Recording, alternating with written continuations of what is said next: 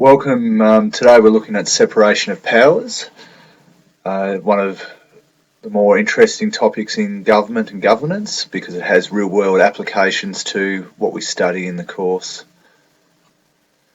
So to look at the learning intentions first, this is from the syllabus. First one is, what are some of the main features of the Westminster system? One of the key dot points under that is the doctrine of the separation of powers. You'll see some of the other main features that relate, and we'll link those in throughout the presentation. Also, one of the key things that's linked to this is the independence of the judiciary and its importance.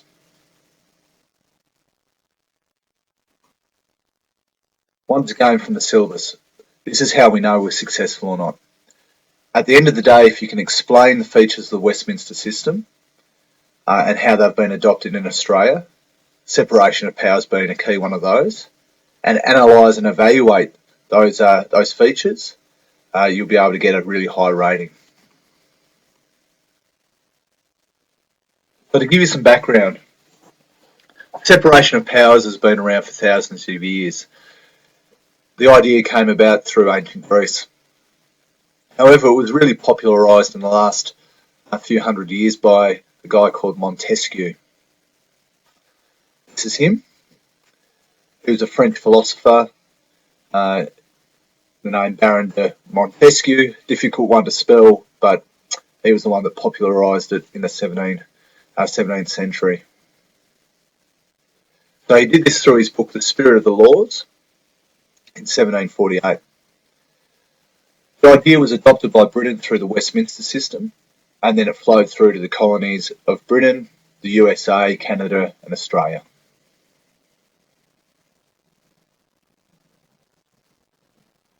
So one of the key things we want to do is make sure that we back up our knowledge with legislation and then the things that underpin it. And we know that the separation of powers operates in Australia because it's actually indoctrinated in our Constitution. So Commonwealth of Australia Constitution Act 1900 UK, the UK document because Australia didn't exist when it was created. You want to name it the full title the first time you use it, but after you do that, you can call it the Constitution. Chapters 1, 2, and 3 basically outline the roles of the different arms of government. So you've got Chapter 1, which looks at Parliament or the legislature, Chapter 2, which is the executive, and Chapter 3, which is the judiciary. So how's this theory meant to work? Basically, you have legislature, which make the law. You have the executive, who administer the law. And an easy way to remember this is that they are the ministers. And you've got the judiciary, who rule on the law. Sometimes you might see these referred to as Parliament, ministers or executive council, and the courts. Now you can see here that we've got US examples, and the reason that I've done that is because the United States has a really true application of the theory. So for example, Barack Obama does not sit in the Parliament, and no one from the Parliament is part of the executive, and the same with the courts. No one from the courts can be in the legislature, and no one can be in the executive from the courts. So the idea is that no one person can be in any one of these circles. Lord Acton said that power tends to corrupt, and absolute power corrupts absolutely. But the key thing we need to know is, how does it work in Australia? In Australia, there's an overlap. So the legislature and the executive are combined in some way. This is done through a thing called the Cabinet. Now, the Cabinet is where the ministers sit. They are also members of Parliament. Now, there's the negative of that, being that it's not a true application of the theory, and it creates an overlap of power. However, in some ways there can be a positive, and that's because the legislature is able to hold the executive to account through a number of ways, and also that the executive is actually elected by the people of Australia rather than appointed.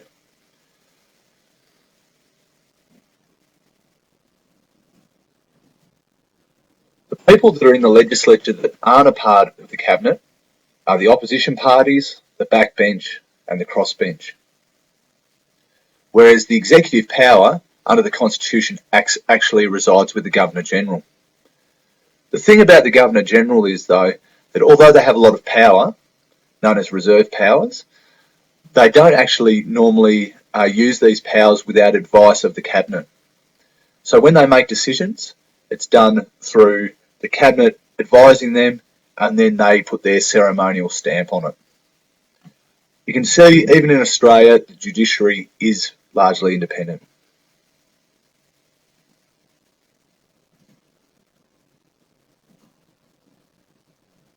So the idea of an independent judiciary, sometimes called the doctrine of the independence of the judiciary, or the independence of the judiciary, is that you want to have the courts or the people that rule on the law separate to those who make or administer the law. It's really important and significant. And the reason for that is that with the overlap between the legislature and the executive, you need to have judges that are not afraid to make decisions because of fear of losing their job, or make decisions that they think are going to be popular and enhance their job prospects or their wage. The judiciary acts as a check and a balance on the other two arms of government. You can see there's two terms there, intra-vires and ultra-vires. Those basically mean inside the power or outside the power. So is the legislature acting inside their power when they make a law? So is it constitutionally valid? Is it under human rights obligations fair? And the same with the executive. And the judiciary can rule on that. If someone has a problem with the law, they can take it to the courts and test whether it is ultra-vires or whether it's intra-vires.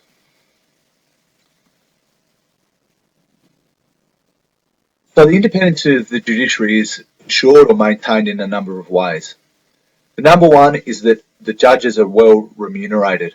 That means they're paid well. If you didn't have well-paid judiciary, they could be susceptible to bribes or concerns about getting better pay. Judges can't be politically active whilst they're in office, although many judges have had political affiliation before their appointment. They have a security of tenure, which means it's very difficult for them to be dismissed. It can happen, but there is technicalities and difficulties with it. And also they have a mandatory retirement age. In Tasmania, that's 72. Federally, it's 70.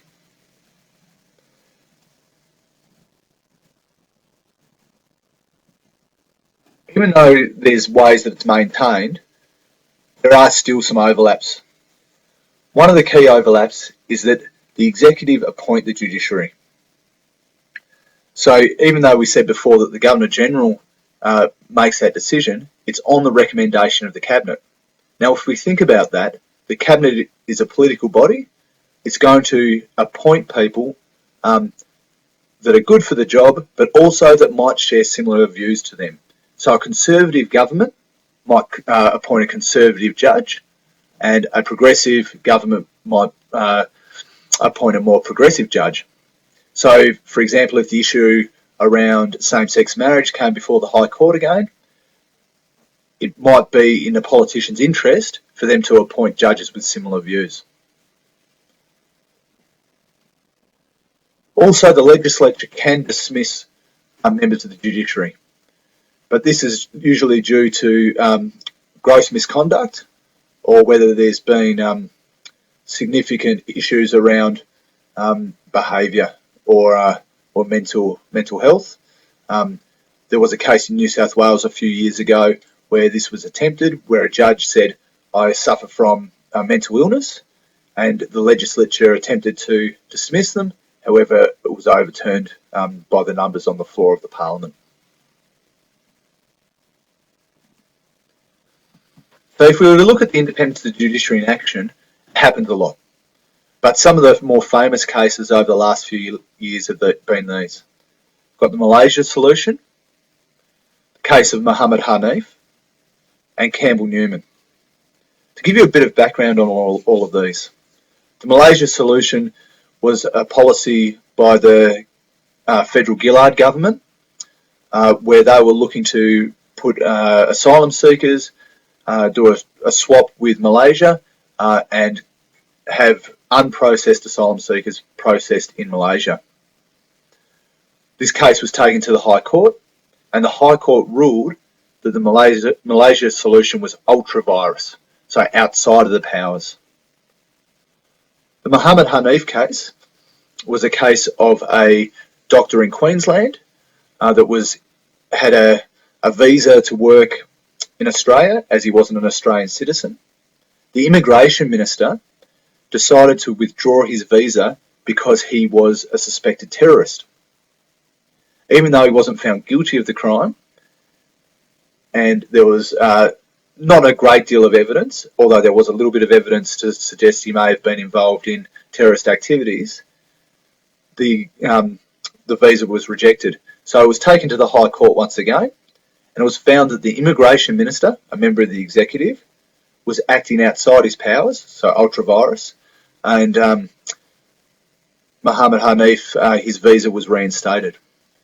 Campbell Newman, he was Premier of Queensland for a short period of time. He held an absolute majority of seats in the Queensland Parliament. They only have one house, and he was able to pass through lots of legislation that supported his party's views. However, when the judiciary didn't support some of those views that he held, he became quite critical of that. He tried to appoint someone that would be more acceptable to his views and his party's views, and there's been quite a lot of criticism about that as well. Thanks for your time today. In preparation for the next lesson, prepare for a 10-question quiz.